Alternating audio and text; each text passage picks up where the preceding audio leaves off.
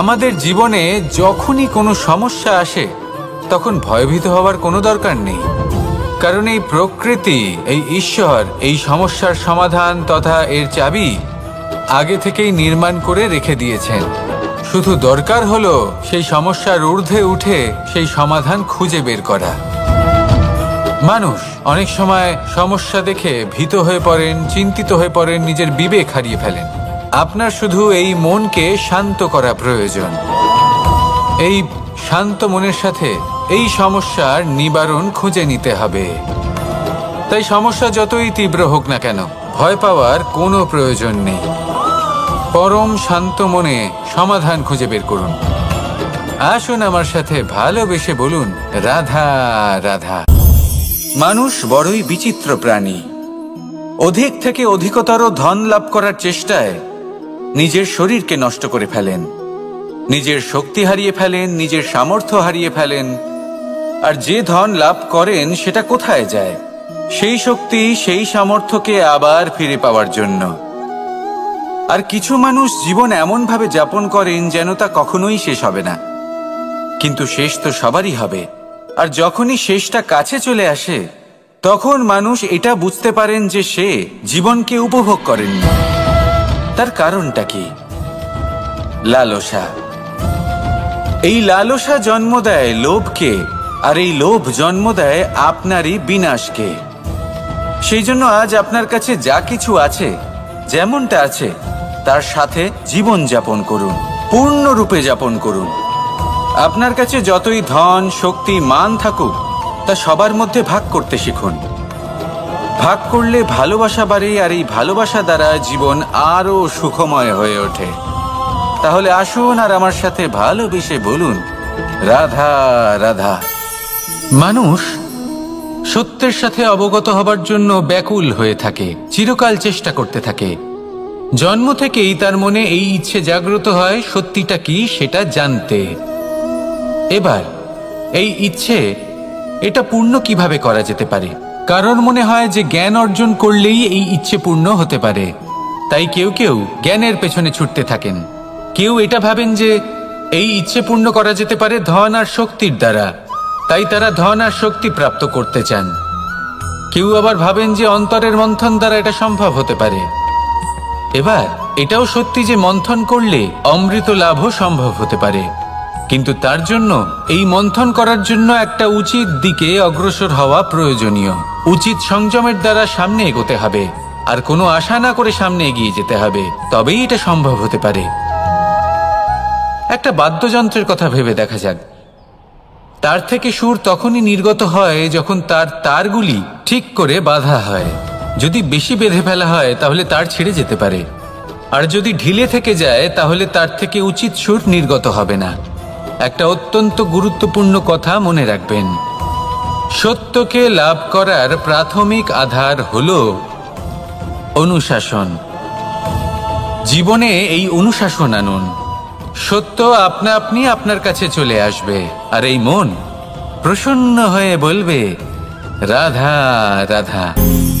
জীবনে যখনই কোনো কঠিন কাজ আমাদের সামনে আসে তখন আমরা কারোর না কারোর থেকে সাহায্য চাই, যেটা উচিত। কিন্তু যদি যে কোনো ছোটখাটো বিষয়ে আমরা সাহায্য চাইতে শুরু করি তাহলে কি হবে?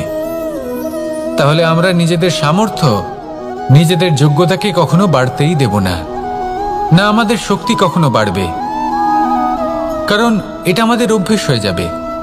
যাই ঘটুক আমরা কারোর থেকে সাহায্য চাইতে চলে যাব, এটাই আমাদের স্বভাব হয়ে যাবে। সেই জন্য আমাদের যেটা করা উচিত সেটা হলো, যতক্ষণ না আর কোনো উপায় থাকছে ততক্ষণ আপনি কারোর থেকে সাহায্য চাইতে যাবেন না। চেষ্টা করুন, যা সংকট থাকুক, সমস্যা থাকুক, পরিস্থিতি যতই কঠিন হোক, নিজে সমাধান করতে চেষ্টা করুন। যতটা পারবেন আত্মনির্ভর হওয়ার চেষ্টা করুন। যদি এটা করতে পারেন তাহলে আপনি অনেক কিছু শিখবেন। দিন প্রতিদিন আপনার জীবন আরো বেশি উজ্জ্বল হয়ে উঠবে, ব্যক্তিত্বের বিকাশ ঘটবে, আপনার শক্তি বৃদ্ধি পাবে, যোগ্যতা বৃদ্ধি পাবে, আত্মবিশ্বাস জেগে উঠবে, আর আত্মনির্ভর হয়ে মন বলবে, রাধা রাধা। আমাদের জীবন হলো একটা উপবনের মতো, যেখানে কাঁটাও আছে আবার ফুলও আছে। আর যদি আপনি ফুল লাভ করতে চান তাহলে কাঁটার সংস্পর্শে তো আপনাকে আসতেই হবে। এটাই জীবনের সত্য। আমাদের জীবনে, আমাদের পরিবারে, আমাদের সমাজে দেখবেন ভিন্ন ভিন্ন ধরনের মানুষ আছে। কেউ আছেন দুর্জন, কেউ সজ্জন, কেউ শত্রু হন তো কেউ মিত্র।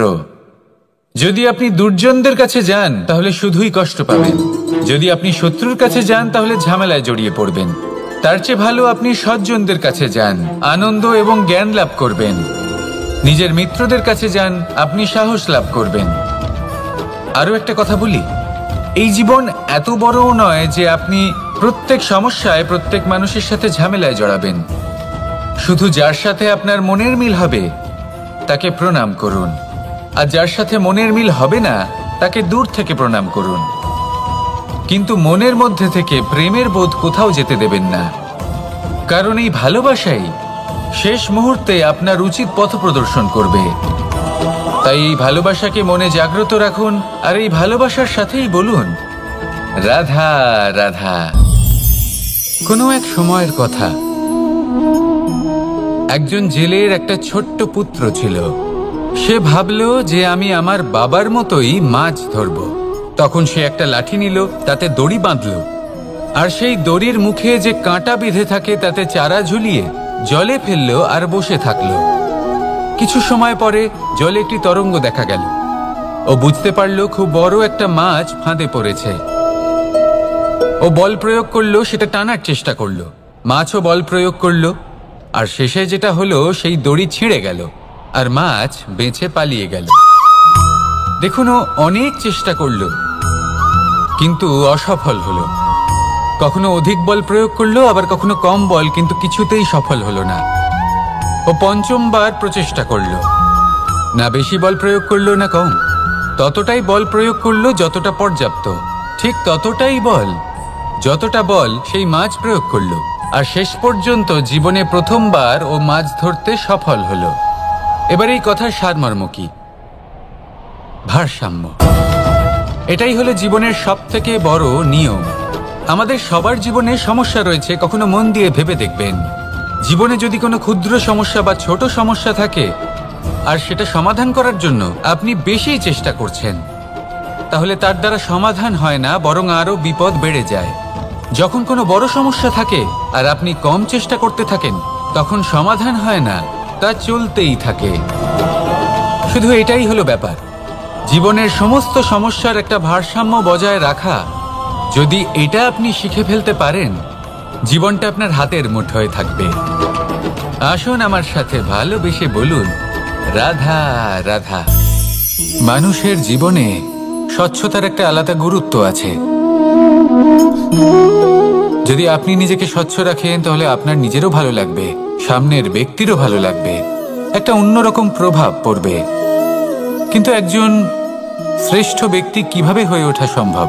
যার মধ্যে গুণ আছে, শিক্ষা আছে, শুভ চেতনা আছে, যিনি সৎকর্ম করেন। কিভাবে হব সেই ব্যক্তি যার মধ্যে জ্ঞান আছে? শুধুমাত্র স্বচ্ছ থাকলে তো তা হওয়া সম্ভব নয়।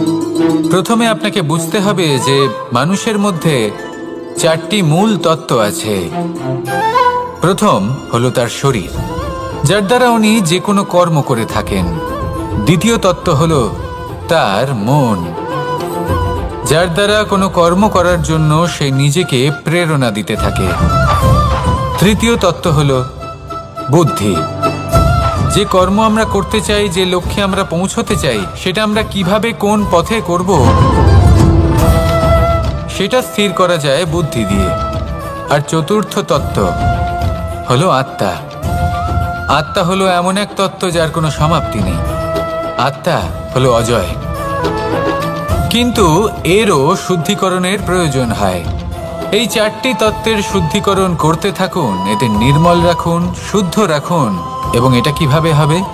শুভ চেতনা দ্বারা, জ্ঞানের দ্বারা, এবং সব থেকে বেশি গুরুত্বপূর্ণ প্রেমের দ্বারা।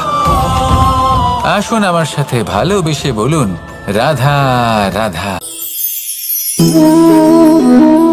একে বালি বলুন, মাটি বলুন বা ধুলো বলুন, এ দিয়ে কত কিছু করা সম্ভব। এ দিয়ে আপনি নিজের বাসস্থান নির্মাণ করতে পারেন, প্রাচীর গড়ে তুলতে পারেন, অট্টালিকা নির্মাণ করতে পারেন। কিন্তু যদি এই বালিকে আপনি মুষ্টিবদ্ধ করে রাখতে চান, তাহলে তা হাত থেকে ফসকে যাবে। আপনি কখনোই একে মুষ্টিবদ্ধ করতে পারবেন না। এরকমই হয় আমাদের জীবন, আর এরকমই হয় সময়।